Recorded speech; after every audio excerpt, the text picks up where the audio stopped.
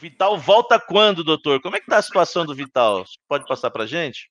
Então, o Vital foi submetido a uma artroscopia devido a uma lesão de menisco lateral.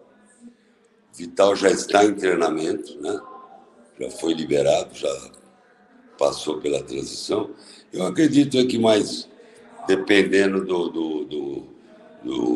de acordo do preparador físico e do próprio treinador, eu acho que daqui uns 10 dias ele já estará apto. Ah, 10 dias aí já uma notícia animadora aí para a torcida do Corinthians, o Vital que estava indo muito bem no time. Ô, doutor, o Gustavo Mantuan, que para mim é excelente jogador, tecnicamente dispensa comentários. Como é que foi a cirurgia do menino, a recuperação? E eu queria que você falasse a questão já dele já ter feito mais de uma cirurgia, preocupa para a carreira, e pela experiência que você tem, certamente você vai saber responder isso, né, doutor? O Mantuan, na verdade, ele teve lesão nos dois joelhos, né?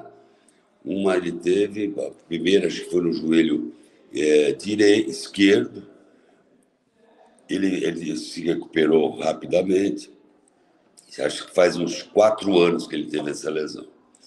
E aí depois ele teve uma lesão no ligamento cruzado também, no direito, estava jogando normalmente, e por uma infelicidade, ele teve uma lesão nesse mesmo joelho, quando ele estava na seleção brasileira.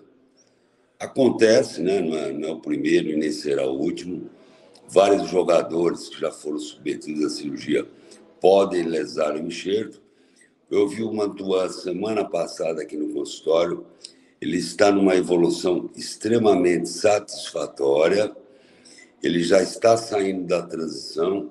E eu acredito, a gente cumprindo o prazo acadêmico, mais ou menos uns 2 meses ele já poderá jogar.